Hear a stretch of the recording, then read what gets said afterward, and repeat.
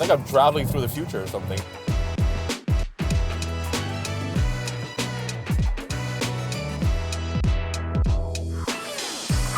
You guys probably remember my Kia EV6 review I did on this channel a few months back. That was the corporate cousin to the Hyundai IONIQ 5, but there's a third electric vehicle in the Hyundai group that's based on that platform, and it's this one, the Genesis GV60. Now, proportionally, it's the same as its corporate cousins, but it looks very different. I kind of find it looks like a Pokemon. It's both cute, awkward, weird, all that put all together in a very positive way.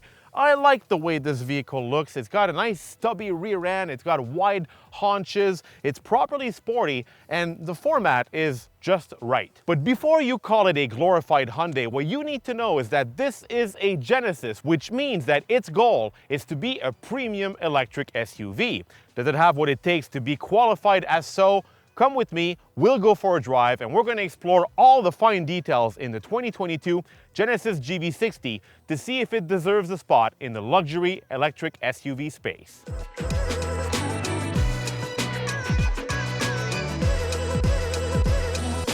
So I'm happy to be driving the GV60 because although it appears to be a mechanical clone to the Hyundai IONIQ 5 and the Kia EV6, it's actually quite different. It's a lot more different than the Hyundai and the Kia because this is the performance version and it has a more powerful electric motor in the front, a 160 kilowatt motor in the front.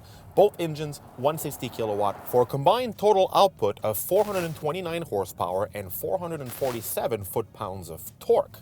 What's also interesting is that it has a boost mode right here on the steering wheel. When I press it, I get a 10-second boost that cranks horsepower up to 483 horsepower and 516 foot-pounds of torque. Now, the only way to really test this thing is to launch the GV60, and as you can see in front of me, I have a long straight to do just that. So here I go. I am going to click the drive mode button right here. I'm going to go in sport mode because as you can see, I have eco, comfort, and sport. I'm going to hold the brake pedal. I'm going to floor the throttle pedal, hit the boost, and here we go. Okay, this is quick. And like all electric cars, I don't hear a thing. But my God, this is relentless. And it becomes a lot quicker once you pass a certain speed. Okay, I'm going to slow down. Regen braking is very effective. And yeah, this is a quick vehicle. But electric cars are always quick off the line. Fun fact though, if you go on YouTube and you look for the Haggerty video about this vehicle, you'll see that it's actually quicker in the quarter-mile race than a Ford Mustang Mach-E GT and a BMW iX. It's also neck to neck to a Tesla Model Y Performance. Now that last information is very important because up until now, Tesla was dominating the EV drag races. It was the company that made the best performance out of its electric cars. Not anymore. Turns out the Koreans have just beaten it at its own game. This thing is quick off the line, it's fun, but it's also very well put together. Now, yes, I do feel like I'm in the IONIQ 5 and the EV6 in the sense that it's the same shell. I feel it's the same dimensions. The whole dashboard layout with that big screen is the same thing. And I've got the same weird seating position as in the other cars where I sit very high up in the cabin. If you're tall like me, you may not find that very interesting. Now, I was talking about how quiet this drivetrain is, but it can also not be quiet at all. If I go in the system right here in setup and I go in a vehicle, I have a section called Active Sound Design. And I have here largest change, moderate change, smallest change. Right now it's set to off. I can also decide what kind of sound I want. I can have futuristic, I can have a gasoline engine sound, e-motor. I'll try futuristic. I'll go back, I'll do largest change. Hear that?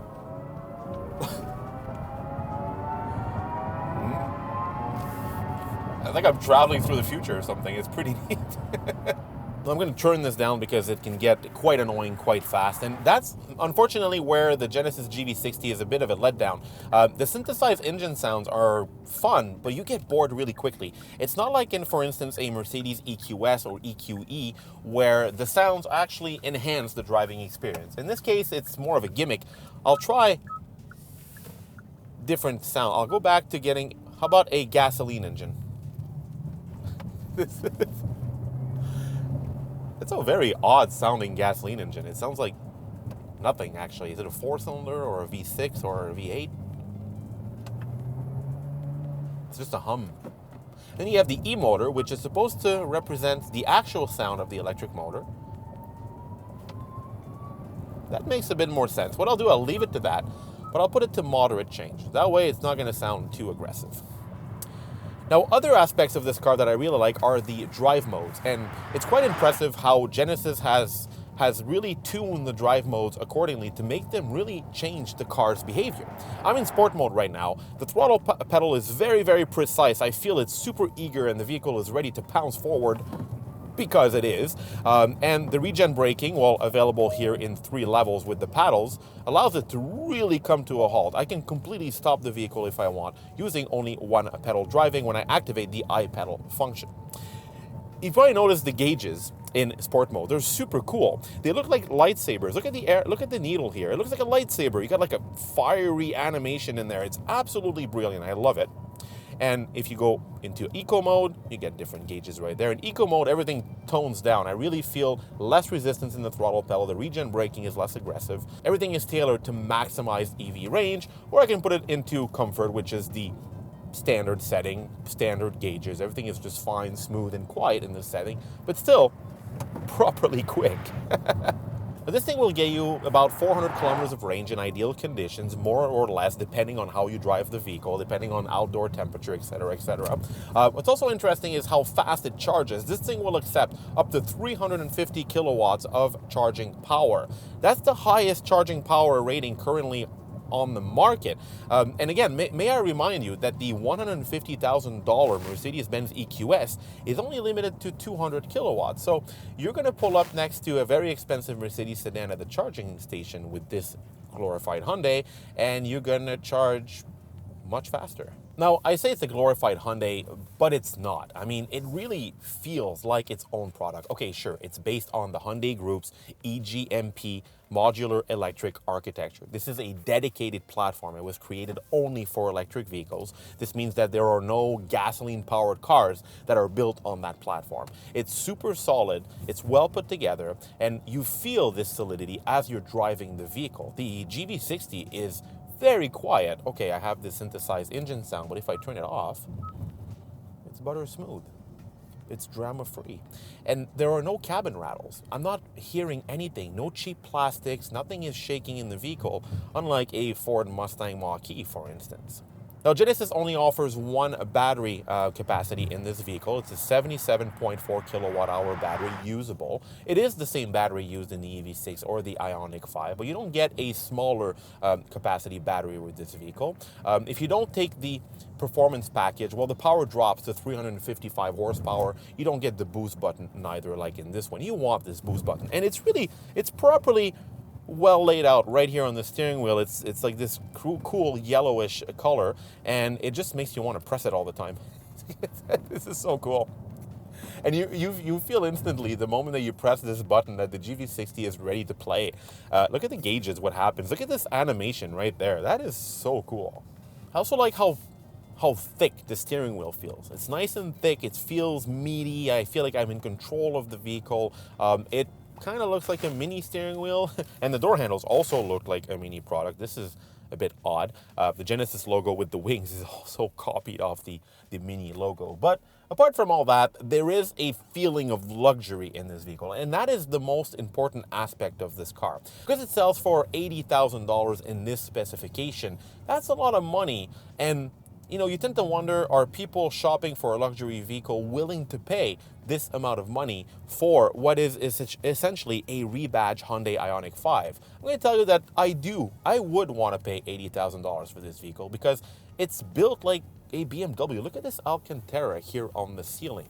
The seats are super comfortable. I got a whole bunch of features here on the left. I can massage my butt. I can play with the bolsters. I can extend the thigh support here in the front electronically.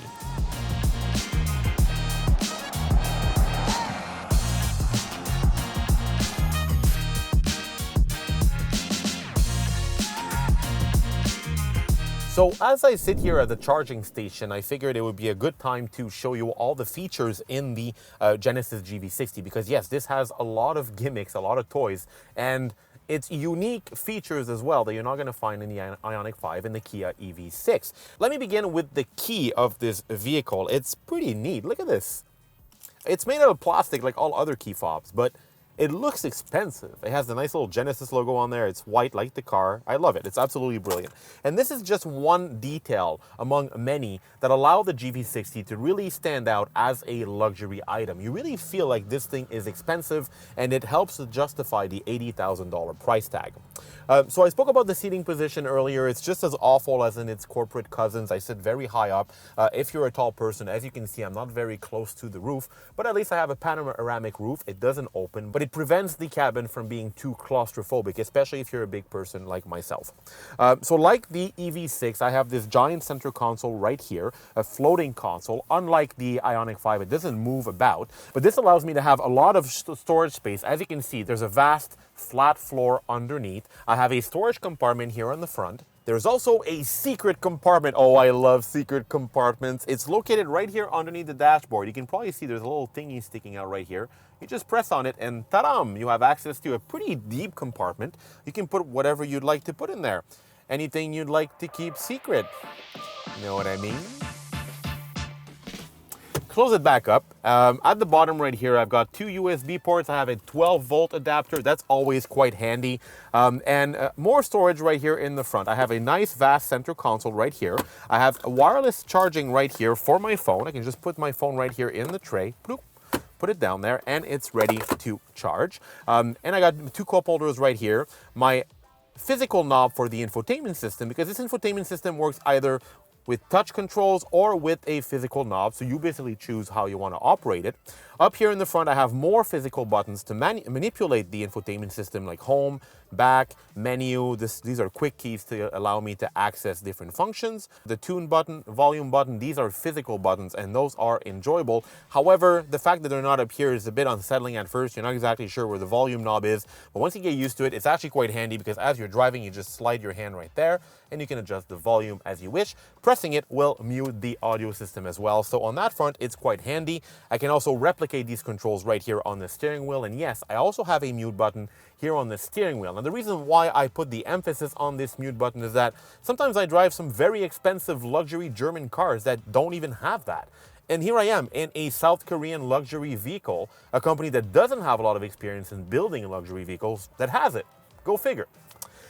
Now, you're probably wondering what this thing is here, right here. It's a big ball, it's like a crystal ball, and it lights up according to the type of ambient lighting that you've set the vehicle to. It looks very expensive and rich, and on top of it, you have R&D, as if this is the shifter somehow, but I don't exactly see how I can go into drive. What I need to do is I need to turn on the car. When I start the car, the ball flips over and it gives me access to the rotary knob dial to activate drive, neutral, or reverse. It's a gimmick, but it's a cool gimmick, and it's another example of how Genesis tries to distinguish itself in the luxury space. Another neat design detail in this vehicle are the mirror control buttons right here on the left. It's another rotary knob dial. I just turn left or right to operate the mirror that I want to control, and I have these little arrows right here that allow me to control my mirror afterwards. What's funny is that on the right side, it's been replicated, so I have the same circular knob, but it doesn't do anything. It's just a design ornament on the passenger door.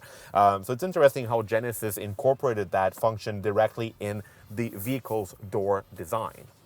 And of course, in front of me, I've got a massive screen, just like in the Hyundai, just like in the Kia, but it does have its own technology and its own features. I spoke about the gauges already right here when I cycle between sport, eco, and comfort modes. As you can see, the gauges will change.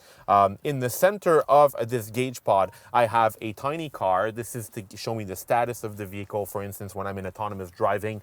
This thing, by the way, has a really excellent autonomous driving feature. If the car detects a car in its blind spots or it needs to do emergency braking, all that information will be displayed right here. Now, my GV60 is black because I decided to make it black, but if I wanted to, I could put it white or any other color that I would want to directly inside the system. And the system itself, well, just like the rest of the Hyundai group, I have a screensaver, which is really neat. I can come back and then I have access to different menus. I'm not gonna go in detail on all of them, but it has some cool features. I got the EV menu, which is the same as in the Kia and the Hyundai. This shows me my available range right now. It shows me where the closest chargers are, how far I can travel, according to the drive mode, according to the climate control settings, because yes, when you turn on climate control in an electric vehicle, you're gonna lose a bit of range. I also have the EV charge transfer, just like in its corporate cousins. This allows me to send electricity back to an electronic appliance. Let's say I go camping or I just want to power something. I can decide how much I want to charge up that accessory or how long I want to power it. One particular feature I find really cool is the 3D setup, because these systems have become so complicated that sometimes it's hard to find the information you're looking for.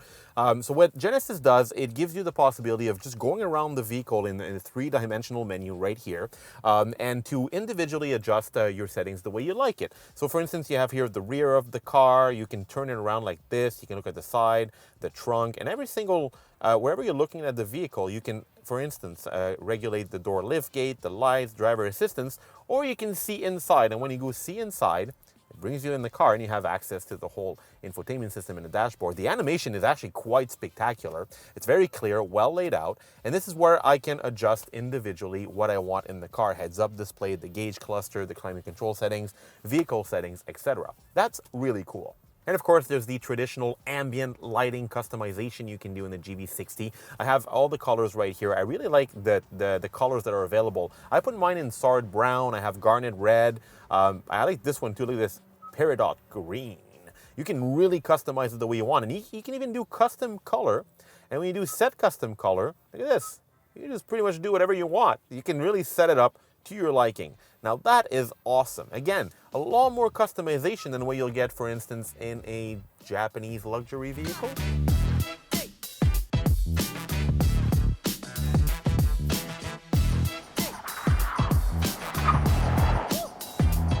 This thing is a blast to drive. More importantly, what stands out from this vehicle is how unique and dedicated it is. I know that I'm driving the same platform as a Hyundai IONIQ 5 and a Kia EV6, yet it doesn't feel that way. This feels and drives like a true premium vehicle. What's exciting from the perspective of an automotive enthusiast such as myself is that the people who designed this thing actually cared about the way it drives, the way that it feels on the road, the way that it handles, the way that its electric propulsion systems allow it to get up and go, all seem to have been tuned by people who actually like driving. But perhaps more importantly is that the first thing that comes to mind when I'm driving this thing is where is the equivalent from Acura, Infiniti, and Lexus? Meanwhile, Genesis dealerships are flooding with pre-orders for this electrified performance SUV.